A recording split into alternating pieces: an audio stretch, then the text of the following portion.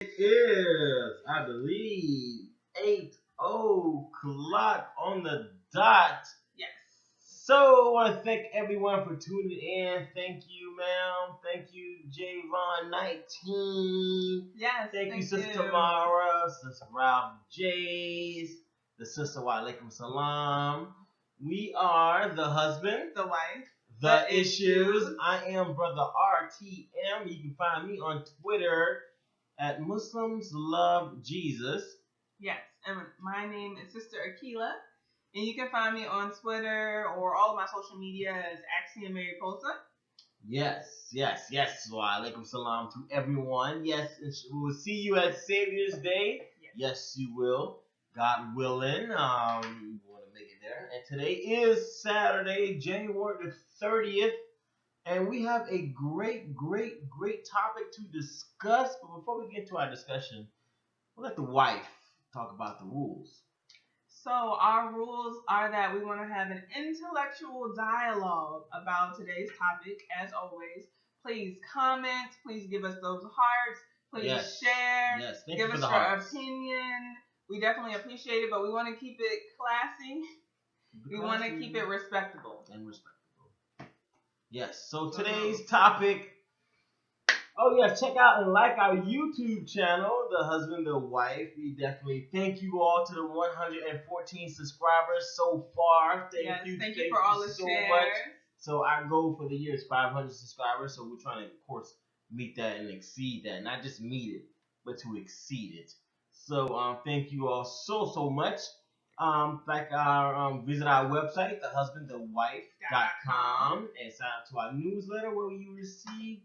We'll try to give out weekly news, feature the Black Business of the Week, give out tips and just little different things you may have missed. So definitely tune in. So today's topic, Akila, what do we have here? So the title of today's show is "What Do Women Owe Men?" Dun, dun, dun. What do women owe men? And this topic came about.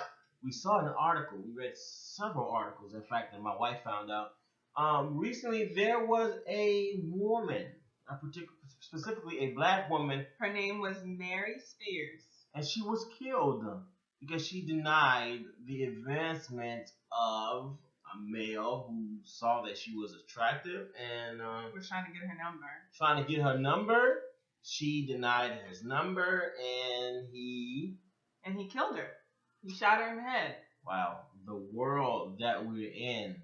So a woman was shot in the head because a man did not get her phone number. Now, why this topic?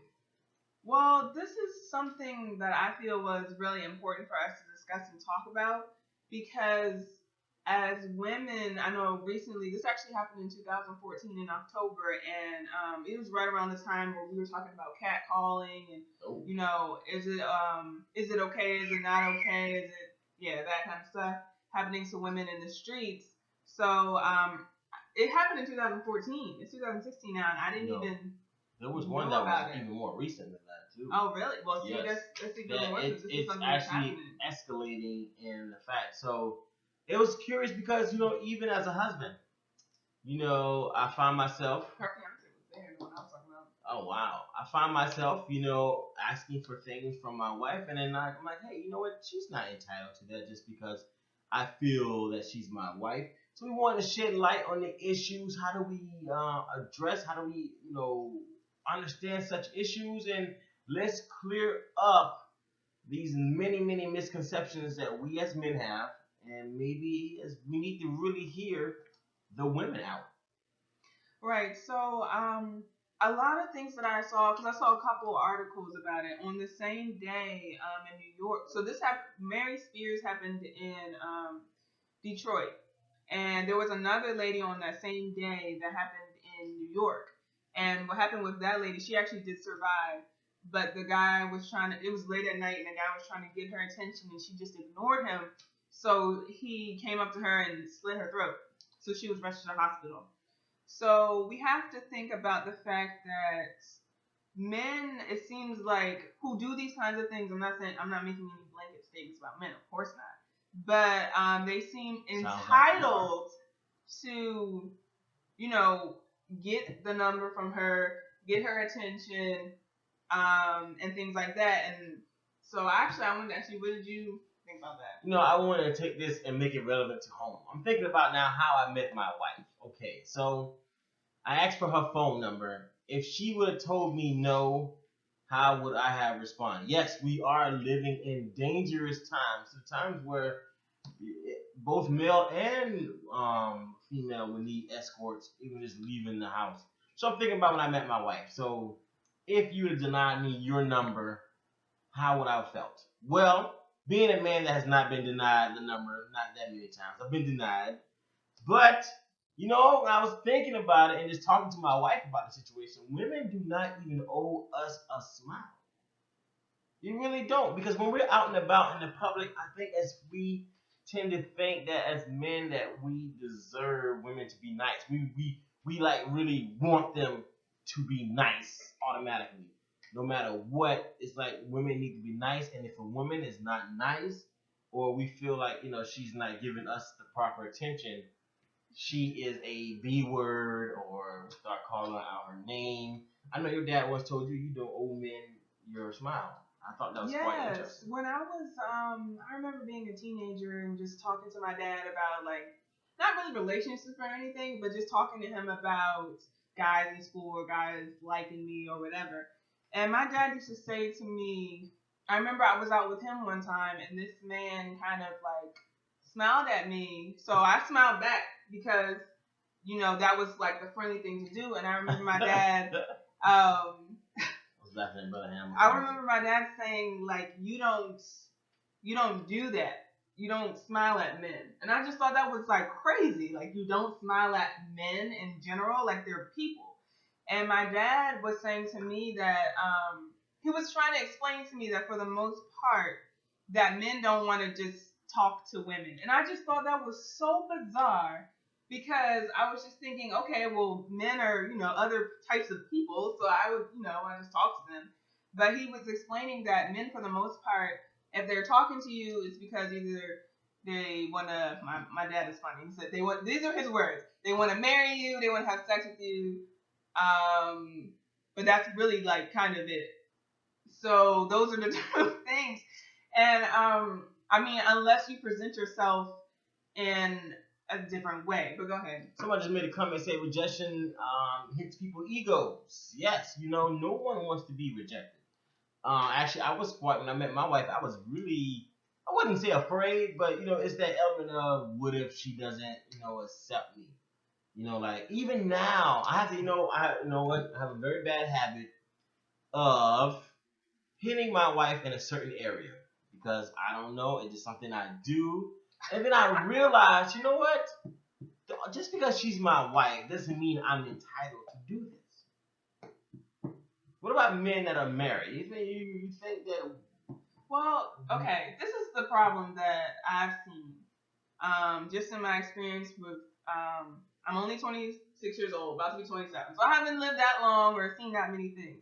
But in my experience with talking to men and with talking to women, I've seen that most men, and I am making a blanket statement when I say this, most men, unless they have seen different, have focused differently, and have been taught different, don't see women as people. Oh. And that's the problem with a lot of the things.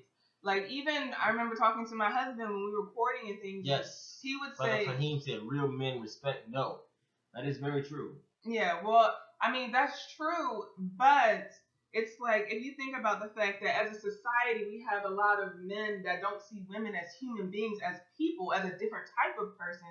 When we objectify ourselves, it actually makes it worse. You're feeding into the fact that women aren't a type of person; they're women. That is true. And That is true. and a That is true. sister had mentioned that getting approached in the street is scary. So that's the other thing too. Like we have to remember. Well, for men, they should know that for women, this is a random guy that I don't know that's trying to make flirtatious sexual comments at me that I don't know. Like it might be. I mean, I remember being a teenager and thinking that it was kind of cool because that's what women, the type of attention women are supposed to get. But when some of the things a woman wants to be known that she's beautiful. But some of the things that happened were just completely not cool. And I would just think to myself, this man has no idea who I am at all. What makes him think that he can just talk to me or try to get my number and he doesn't even know me like I'm a person first? See, the Honorable Minister Louis Farrakhan teaches us that the moment we see her for her beauty or whatever, we have truly devalued her in the creation that the originator created the woman to be. So it really runs deep because I have to really look at myself. And that's the first place I can't start nowhere else. I started looking at my actions with my little sister when she speaks to me. It's like, oh, she's just my little sister. I don't need to hear. But it's different when I let my little brother, my younger brother, speaks to me. I listen. So I had to really check my mentality and how it's been so warped to see women as objects of pleasure. Right, exactly. Now, I do want to mention this because this is something that I've seen a lot of women Look, write. some sisters right now are sharing their stories about how they've been approached by men at certain ages. At 11 years old. Yeah, that's just now. How about 5? How about 7? How about 3? People who are just freakishly looking at young girls, and with all the hormones and everything in the food now, at 7 years old, you look like a teenager. Oh wow, yes. At 12 years old, I remember being 12 and having grown men like 25 trying to talk to me. Being 12. And I remember telling people thinking it would deter them, I'm 12. And they were like, you're probably lying because you don't look 12. And they would just keep going. But I want to address some of the things that I saw in articles that I read about it, saying these are some advice that we give women all the time. Never leave. You're at a club. Never leave your drink unattended. Never accept a drink from a stranger. Don't dress too revealing, and don't go anywhere alone. And one thing that I noticed was that the articles kept saying that when you give women this advice, you're making it seem like the woman is at fault for this sexual violence that has taken place. And I wanted to address that as well because this, to me, those 4 things, that's just good advice for any person, male or female. You don't want to be just leave your drink unattended because somebody could put something in it. Yes, men are being raped too. Surprisingly enough, yes, we are being raped.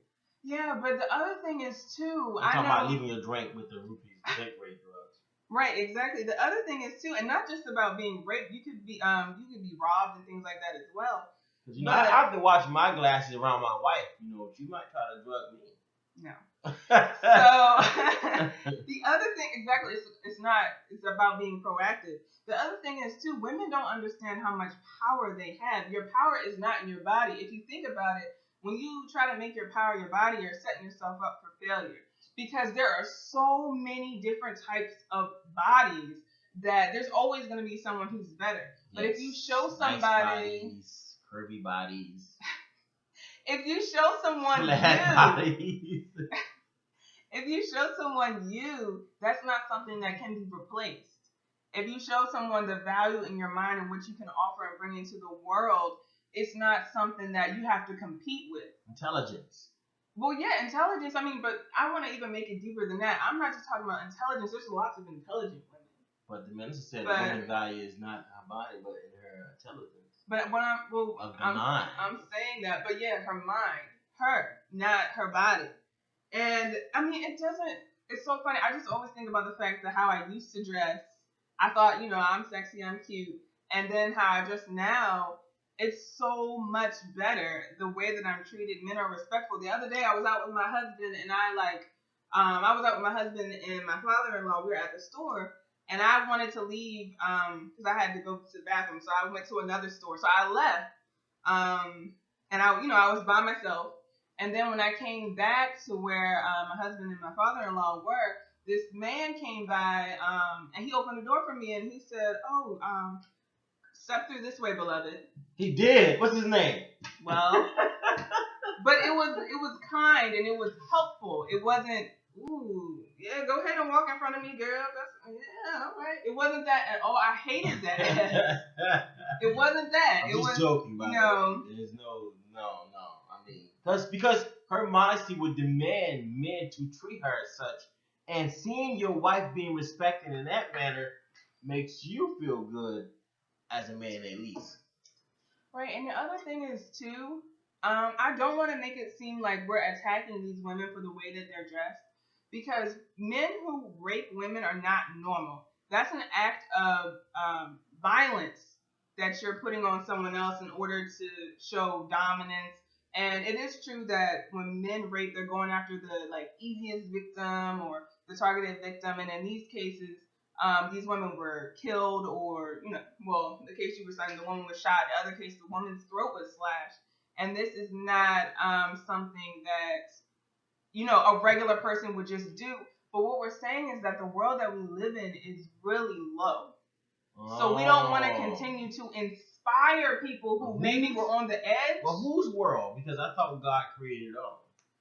This world. I didn't say the world. I said this world that we live in. This world. It's really going down. There was a question that was posed by one of our viewers. Is there a difference between a man and a gentleman and a lady and a woman? Well, how would you answer that question?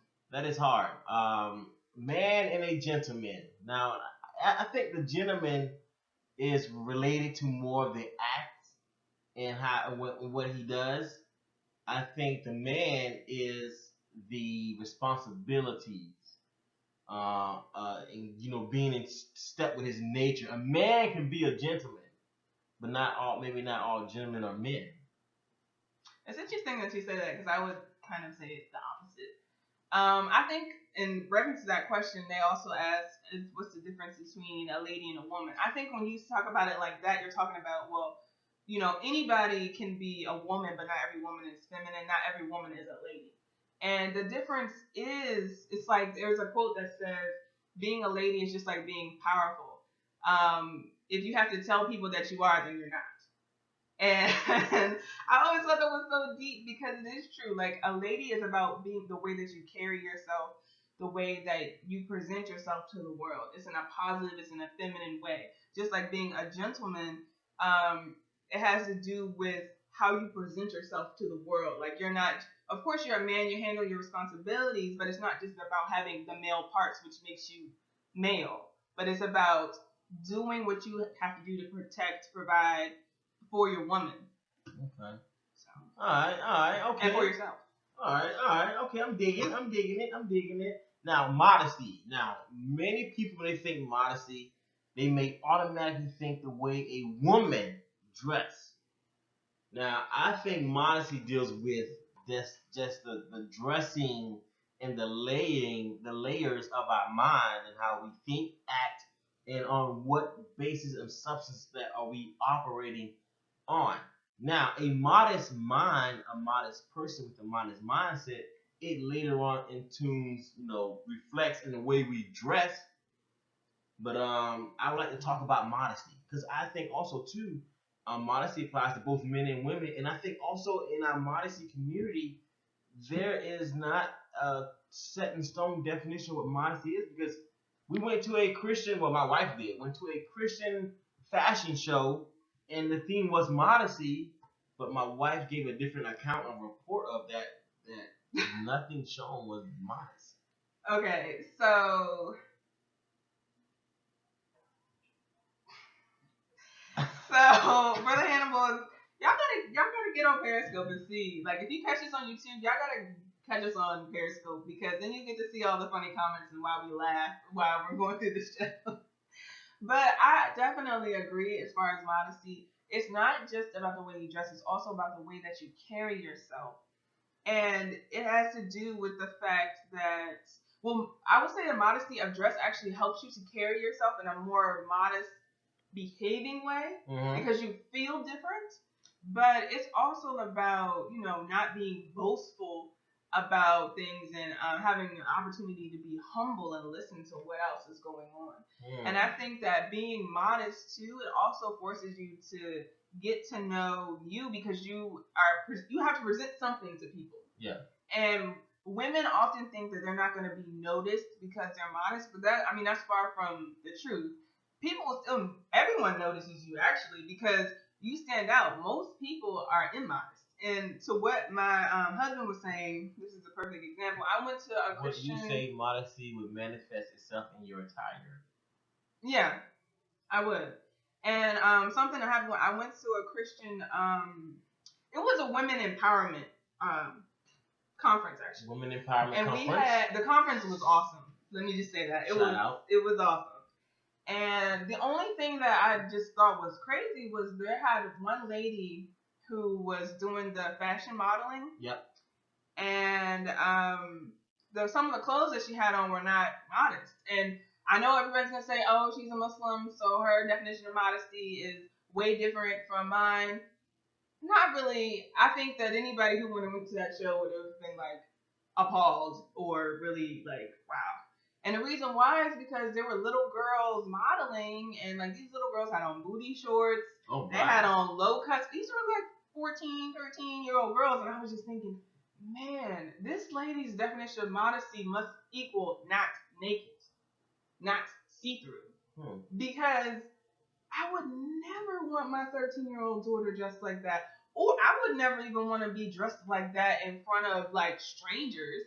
It was just real. And you know what else I think will help people to understand too? And not for people who have always been immodest, but little girls, if you see them uncomfortable in their clothes, pulling it down and shrugging we and saw always a young lady like that on stage it's uncomfortable. At the Martin Luther King parade. She was on stage, and you can tell that it makes you uncomfortable. Like Dr. Ava said that. She was saying that, modesty actually helps you to be yourself. And the reason why is because you shouldn't have to be worried about how do my breasts look, how do my thighs look, how does, let me suck it in a little bit more, let me do this and do that.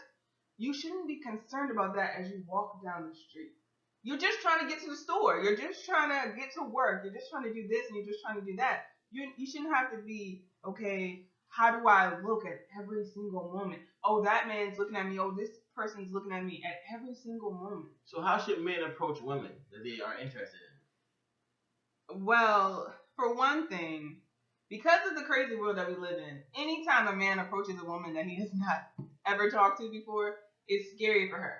So he should consider that when he's talking to her, and he should be normal and not try to be crazy or try to say something that's just bizarre. Just be normal. You can strike up a conversation by saying, oh, what time is it? My phone is in my car or something. I mean, you don't have to lie about something because most people's phones are in their pocket. But what I'm saying is you can be normal. And then your phone rings and she knows you're lying. Okay. And now she thinks you're a liar. 20 minutes into the conversation, your phone goes off and she's like, whoa. They don't give you her number now. No, but what I'm saying is, the other thing is too, modesty does kind of stop a little bit of the chatter with, guys just trying to talk to you. But it's for your benefit. Because the guy, for the most part, that was just trying to talk to you, he just liked the way you look. Well, it depends. I also think it may say something about the quality of the man.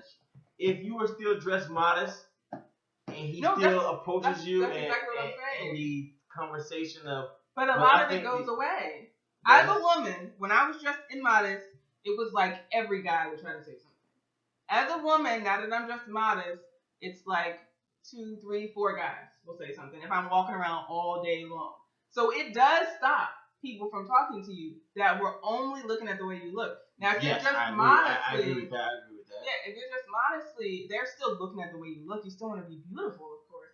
But now there's a little bit more to it. Something that you did might have caught his eye now, and he's going to approach you in a certain way that's not just crazy, rude, and derogatory. All right, I agree, because that was one of the things that attracted me most about my wife, was her modesty. But guess what? I had never seen her. It was the modesty of her thoughts through her tweets. So it was that truly got me engaged. Like, wow, I have a liking to her as a sister. Now, of course, being a natural man, I was very curious what she looked like. So I Facebook stalked her, and I went through her profile, see what she looking like. I'm not gonna lie, I was trying to see what she's working with, because you don't just Oh, you just don't, look at a meal and like, oh, this is healthy for me. You kind of look at it like, hey, it's a nice looking meal, But my mind wasn't fixated by anything sexual driven until about the engagement. So the other thing I do want to say though is we have 5 minutes. Back to the title. Say it, 5 minutes. What do women owe men? What do women owe men? Let's wrap it up. I want to make sure that we understand, or at least that the men that may have tuned in come on, is that it is scary for women. Even if she's single and she's interested in finding someone, it is, for the most part, kind of terrifying. A strange person coming up to you, and especially since we're used to getting cat calls and whistled at and getting called names because we don't want to talk right now for whatever reason. It is kind of intimidating or scary, or just, I don't want to talk to you because of what we've seen happen. So men definitely need to take that into consideration. And just thinking about what my father told me when I was a teenager, do women owe men anything? I would say no. I think if a man is really desirous of you and he wants to talk to you, then he should work for it. Point blank period. I think if women knew their value, they wouldn't just say yes and fall over themselves, or any man that was like, can I have your number, girl? What's up? Ooh, you're sexy. I will be telling your wife, Brother Hammer said they owe everything. I will have to say yes. Women do not owe men anything. In fact, we don't owe each other anything but the common courtesy of striving to be a reflection of the God we serve. So, women don't owe me any niceness. I don't owe them anything nice. Only thing I owe is myself to know that I am striving to be and reflect Creator and the teacher that's in front of me that is teaching. So that's our answer to that question. We're gonna go into some announcements. We got support Black business. We got 3 minutes. This is our announcement. We got 3 minutes. We're gonna go into our announcements and some news. Big news, knowledge dart. Big news to the wife. She got a new client today. Well, yesterday. Yeah. She got a new client. Social media client was striving to do for herself. And I'm interviewing several candidates. We are hiring. So I'm interviewing several candidates this week. Actually, Wednesday, some salesmen. And these positions may turn into a salary. We're starting off at commission. So, and then a black business. What are we shopping on this week? So this week, and I unfortunately do have to give a disclaimer, only because I haven't tried it yet. I did check out some reviews.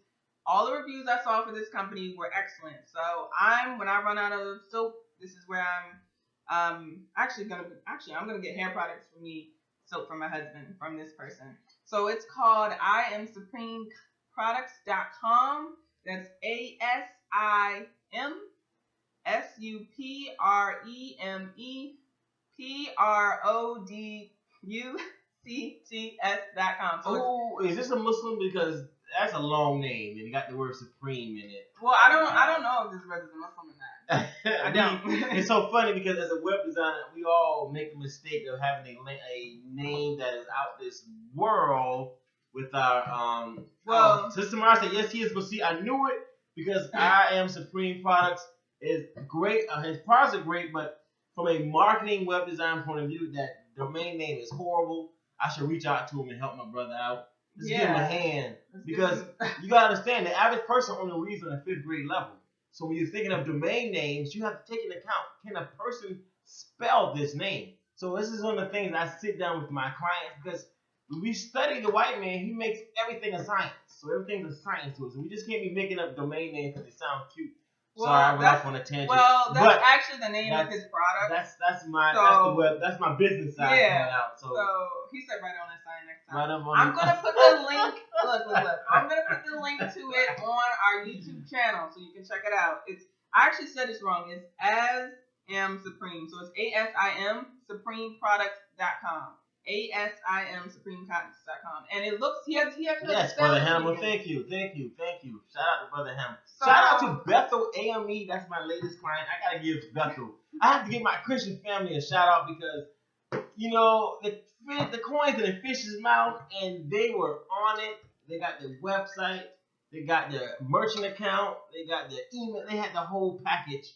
So their church is up and going. So shout out to Bethel AME in Naples. I just want to give them a shout out. Okay, so I have to say this really quick before we go. I know it's 8:30, but I gotta say it. So somebody made a comment. Christabel made a comment saying that what did I think about Carol's daughter being a large white corporation? Yes. And what I would say is that once again, this is us not understanding that business is warfare, and us not understanding that because Carol's daughter was started by Lisa Price, who she started making the products in her house, in her kitchen for Black women like herself. But she sold it. She got some bad advice to put her products in Macy's. And it cost too much, so she ran into some financial difficulties, so she sold it to a white company. Now we have to understand that Black people are the second largest employer of Black people. Only after the government sector. Yeah, only after the government. So if we want to build wealth in our community, we have to own businesses, and we cannot sell our businesses to white people just because they offer us money. You have to understand, they know the minister teaches business is warfare. So when they buy our businesses, they are buying power from us because now they can control what's going on in our community and bring the dollars back to their community. Yes. And they purposely give out bad advice because the minister warned even Mayweather, don't hang around. I forgot that billionaire's name, but he got you investing in all these junk because they want to see you fail, and now you got to sell to them because of the bad advice they gave you, and they give you a deal will look like they are helping you out. So yeah, so if you starting a Black business, don't sell you gotta your stick land, it out there. don't sell your businesses. Get more Black people to help you. I mean, if you think about it, we have so much talent in our community. We got to stop believing that we don't have enough or that the white man's ice is colder than our ice. Think about that. That analogy came from somewhere. It makes no sense that we continue to do this. That's ice is pretty good. Part of the problem. Now, part of the problem. Sorry. But anyway, she had a lucrative. Yeah, she did, but she ran into some financial difficulty. So that's what happens. Like, we have to know that we have people in our community that can help. And with the culture now, everybody's trying to support Black businesses. Maybe it's actually changing. Maybe Tuesday we should go into the significance of Black businesses and how, I don't know, my whole mindset has to change. When I go into white establishments, I can't stand it anymore. I don't know if I'm going crazy, but I truly do. I despise supporting a white business now. Well, now that we understand this economic power that we're losing. Now that I understand the economic empowerment, I feel like every time I give my dollar away, you're throwing away some power. So I had to tell my friends who were bragging about polo, I look at them like you are really crazy because now you're making them rich and you're still poor. But you look pretty good. Thank you for the heart. Thank you for the shares, yes, the for comments, shares. And God willing, the love. We appreciate it. See you all Tuesday by the grace of God, and have a great Sunday. Yes. Have a great weekend. Peace.